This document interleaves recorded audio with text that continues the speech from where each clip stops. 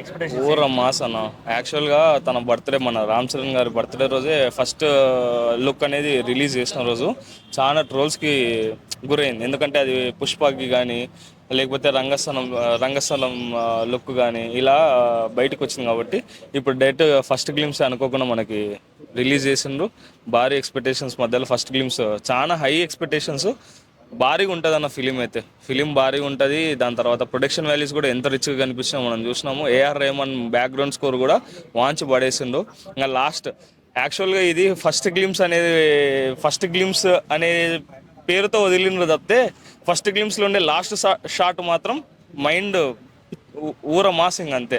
ఆ సిక్స్ కొట్టడం కానీ ఆ బ్యాట్ పట్టుకోవడం కానీ వేరే లుక్లో హైలైట్ ఆ కనిపించింది. లాంగ్వేజ్ కొత్త యాస పెట్టారు దాంట్లో, ఉత్తరాంధ్ర యాస అనుకుంటా. అవన్నీ ఎలా అనిపించాయి? అన్న యాక్చువల్గా మనకి అది గెటప్ అంటే మన రామ్ చరణ్ గారి గెటప్ చూసినప్పుడే అర్థం చేసుకోవచ్చు. అది ఊర మాస్ లాంగ్వేజ్లో ఉంటుంది. ఊర మాస్ క్యారెక్టర్లో తన ఎలివేషన్ కూడా అట్లే ఉంటుంది కాబట్టి ఖచ్చితంగా హైలైట్ ఉంటుంది. లాంగ్వేజ్ కూడా అంటే ఆల్రెడీ తను ఏదైనా సరే అన్న, ఇప్పుడు రామ్ చరణ్ గారు బాడీ ట్రాన్స్ఫర్మేషన్ కానీ తన స్కిల్ ట్రాన్స్ఫర్మేషన్ కానీ సినిమాకి తను మార్చుకొని ప్రజలకు ఏ రకంగా అయితే మనం బెస్ట్ ఇవ్వాలని అనుకుంటున్నాడో ఇది మనం దీనిలో చూస్తేనే అర్థం కావచ్చు. రంగస్థలం నుంచి మళ్ళీ మనకి త్రిబుల్ వచ్చి ఇంకో లాంగ్వేజ్, త్రిబుల్ నుంచి మళ్ళీ గేమ్ చేంజర్లో ఇంకో గెటప్, గేమ్ చేంజర్ నుంచి ఇప్పుడు పెద్దకి, ఇవన్నీ ట్రాన్స్ఫర్మేషన్స్ మనకి ప్రజలకి ఏమైతే కావాలి ఏదైతే చూపించాలనుకున్నాడో దాంట్లో 100కి 200% రామ్ చరణ్ గారు అనేది ఇస్తారు. ఈ సినిమా కూడా అట్లే ఉంటుంది. భారీ అంచనాల మధ్యలో ఈ సినిమా రిలీజ్ కావడం జరుగుతుంది కాబట్టి ఖచ్చితంగా అన్ని రికార్డ్స్ అయితే కొట్టిపడేస్తాం. ఏదైనా పెద్ద సినిమా ఫస్ట్ లుక్ చూసే ఉంటా, ఎలా అనిపించింది అన్న? చూసాను బ్రో, సూపర్ చించేశాడు. బుచ్చుబాబు మార్కు సెట్ చేశాడు. ఎక్స్పెక్టేషన్స్ ఏంటి సినిమా మీద నీకు? ఎక్స్పెక్టేషన్స్ 100%. తెలుగు ఇండస్ట్రీలో ఒక దుమ్ము దులిపేయబోతుంది సినిమా. 2026లో 100% దుమ్ము దులిపేయబోతుంది. చాలా మంది ట్రోల్స్ చేస్తున్నారు కదా సినిమా మీద, మరి ట్రోలర్స్కి ఏం చెప్తావు? అంటే దసరా సినిమాలో నాని లాగా ఉంది, పుష్ప సినిమాలో అల్లు అర్జున్ లాగా ఉందని ఇట్లా కామెంట్ చేస్తున్నారు. దాని మీద అభిప్రాయం? వాళ్ళకేం పని లేదు అనుకుంటా బ్రో, వాళ్ళకేం పని లేదు. జస్ట్ ఏదో డబ్బుల కోసం, ఏదో ట్రోలర్స్ కాబట్టి వాళ్ళు చేయాల్సిన పని వాళ్ళు చేస్తారు. మనం చెప్పాల్సిన కూడా మనం చెప్తున్నాం. ఓకే, ఈసారి ఏ రికార్డులు బద్దలయ్యే అవకాశం ఉంది మరి? రికార్డులు అని చెప్పలేను కానీ కన్ఫామ్గా బ్రేక్ అయితే చేస్తుంది. పుష్ప దగ్గర పుష్ప రీచ్ అయితే ఉంటుంది అనుకుంటున్నా. 100% ఉంటుంది. Okay, A R Rahman background score ఎలా అనిపించింది? దుమ్ము దులిపేశాడు. ఏఆర్ రెహమాన్ గురించి మనం మాట్లాడే స్థాయి మంది కాదు, మాట్లాడే ఇది కూడా మంది కాదు. ఎందుకంటే మనం చిన్నప్పటి నుంచి ఆయన చూసి కూడా పెరిగినాం. ఆయన పాటలు, ఆయన మ్యూజిక్ అంతా విని పెరిగినాం. ఆయన పాటలు, ఆయన మ్యూజిక్ని ఎంత ఎంజాయ్ చేస్తారో అందరికీ తెలుసు. ఆయన గురించి మనం ఇప్పుడు ప్రత్యేకంగా చెప్పేది ఏం లేదు. చాలా గుడ్ మ్యూజిక్ ఇచ్చాడు. ఓకే, యాక్చువల్గా బుచ్చిబాబు మీద అంత కాన్ఫిడెన్స్ లేదు ఫస్ట్ లుక్ రిలీజ్ అయిన దాకా కూడా. ఈ రిలీజ్ అయ్యాక బుచ్చిబాబు మీద నీ కాన్ఫిడెన్స్ వచ్చిందా రాలేదా? వచ్చింది 100%. ఓకే, బుచ్చిబాబు మరో సుకుమార్ కావచ్చు ఇండస్ట్రీకి 100%. సుకుమారే ఒక స్టేజ్ మీద చెప్పింటాడు, మీరు చూసిండ్రో లేదా వీడియో. సుకుమార్ ఒక రంగస్థలం స్టేజ్ మీద చెప్పింటాడు, ఈ రంగస్థలం క్యారెక్టర్ పడడానికి కారణం బుచ్చి లేకపోతే రంగస్థలం క్యారెక్టరే లేదని చెప్పి సుకుమారే చెప్పాడు స్టేజ్ మీద. ఓకే, ఒకసారి అది కూడా మనం రివీల్ చూసుకోండి, యూట్యూబ్లో ఉంటుంది. అందుకని ఖచ్చితంగా బుచ్చిబాబు సెట్ చేస్తాడు. ఓకే, రామ్ చరణ్ గారి లుక్ అలాగే బాడీ, ఆ గెటప్ అదంతా చూసినప్పుడు ఎలా అనిపించింది? అదంతా వేరే. మరో రామ్ చరణ్ని మనం రంగస్థలంలో ఒక విధంగా చూసాం బ్రో. రంగస్థలం తర్వాత రంగస్థలం ముందు, రంగస్థలం తర్వాత రామ్ చరణ్ అని చెప్పారు. కానీ ఇప్పుడు పెద్ది ముందు, పెద్ది తర్వాత రామ్ చరణ్ అని కూడా చెప్పుకోవచ్చు 100%. ఓకే ఓకే, ఇంకా నీ సినిమా మీద నీ ఎక్స్ప్రెషన్స్ ఎలా ఉంటే బాగుంటుంది? ఏ యాంగిల్లో కొంచెం స్లాంగ్ అది నచ్చిందా నీకు? స్లాంగ్కి సంబంధం లేని విషయం బ్రో. ఎందుకంటే మనం తెలుగు కాబట్టి మన తెలుగుని ఎక్కడున్నా కూడా నచ్చేస్తాం. మన తెలుగు ఎక్కడున్నా కూడా స్వీట్గా ఉంటుంది. మన తెలుగు నుంచి ఏ సినిమా వెళ్ళినా కూడా కంటెంట్ బేస్డ్ సినిమాలు వెళ్తున్నాయి కాబట్టి పాన్ ఇండియా లెవెల్లో, వరల్డ్ లెవెల్లో అందరూ చూస్తున్నారు. ఇప్పుడు యుఎస్ఏ ప్రజలు కూడా మన తెలుగు సినిమా, తెలుగు గ్లిమ్స్ కోసం వెయిట్ చేస్తున్నారు. మన తెలుగు టీజర్ల కోసం, మన తెలుగు ట్రైలర్ల కోసం, మన తెలుగు డైరెక్టర్లు తీసే ప్రతి ఒక్క చిన్న విషయాన్ని కూడా వాళ్ళు వెయిట్ చేస్తున్నారు. ఇంతకుముందు మన తెలుగుకు ఒక ఇది ఉండేది కాదు. ఆఫ్టర్ బాహుబలి ఇప్పుడు చాలా మంచి పేరు వచ్చింది. తర్వాత పుష్ప వచ్చింది. పుష్పకి ఇంకా ఎక్కువ క్రేజ్ వచ్చింది. ఇప్పుడు మన వేరే లెవెల్లోకి వెళ్ళిపోయినాం తెలుగు. ఓకే, ఈ సినిమాలో కూడా జాన్వీ కపూర్ జోడీ కట్టారు. ఎలా ఉండబోతుంది వాళ్ళ జోడీ? జాన్వీ కపూర్ ఎక్సలెంట్గా యాక్టర్, ఆల్రెడీ ఆమె ప్రౌడ్, అందరం చూసాము. బట్ ఆమె యాక్టింగ్ ఈ సినిమాలో ఎలా ఉంటుంది అనేది ఎక్స్పెక్టేషన్ హైలీ ఉన్నాయి. ఎందుకంటే ఆల్రెడీ రామ్ చరణ్ గారి సినిమా ఫ్లాప్ అయింది కాబట్టి అదే కాంబినేషన్లో కాబట్టి ఇప్పుడు మళ్ళీ అదే కాంబినేషన్లో వస్తున్నారు కాబట్టి ఆ కాంబినేషన్ గురించి ఎక్స్పెక్టేషన్ చాలా ఉన్నాయి.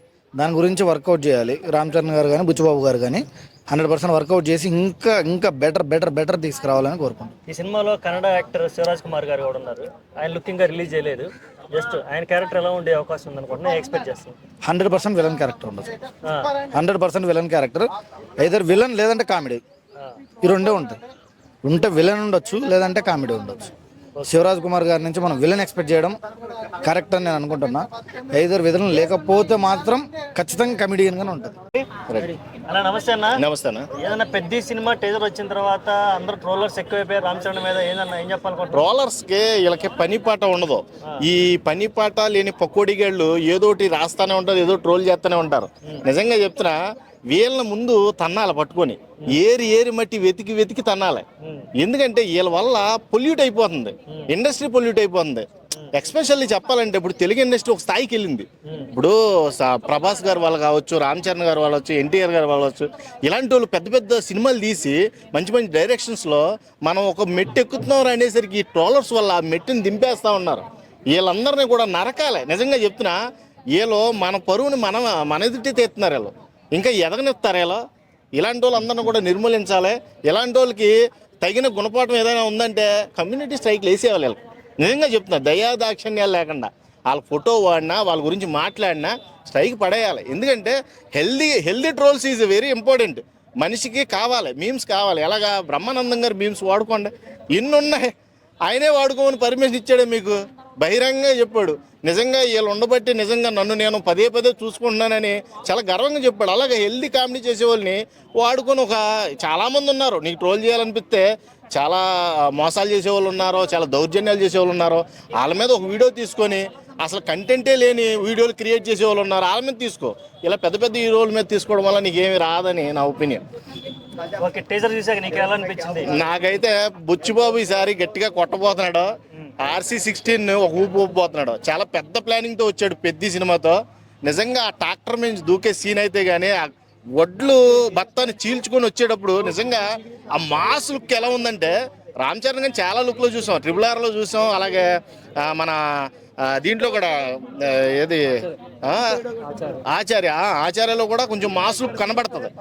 అలా కాకుండా దీంట్లో అంటే చాలామంది అనేది ఏంటంటే పుష్పకి సీక్వెల్గా లుక్ వచ్చింది అది ఇది అంటున్నారు. పుష్పాది వేరు బ్రో.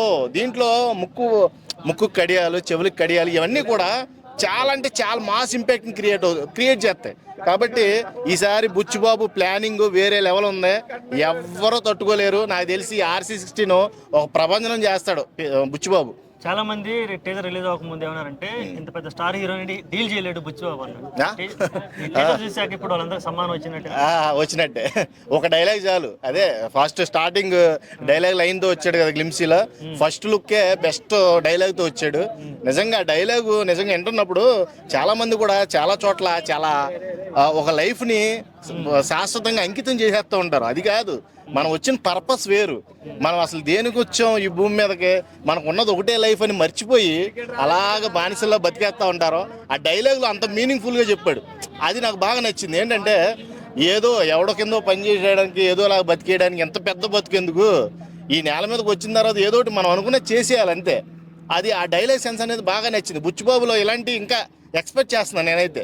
ఈ ఫస్ట్ లుక్లోనే ఇంత మంచి డైలాగు, ఆ లాస్ట్లో ఆ క్రికెట్ షాట్, అసలు అది అయితే అద్భుతం అని చెప్పాలి. నిజంగా అక్కడ వచ్చిన బ్యాక్గ్రౌండ్ స్కోర్కి నిజంగా AR రెహమాన్ గారికి దండం పెట్టచ్చు. అంత బాగా కొడతాడు ఆయన మ్యూజిక్లో ఎటువంటి లోపాలు ఉండవు. అలాగే బుచ్చిబాబు డైరెక్షన్లో కూడా ఎటువంటి మచ్చ ఉండదని ఈ గ్లిమ్సీ చూసిన తర్వాత అర్థమైంది.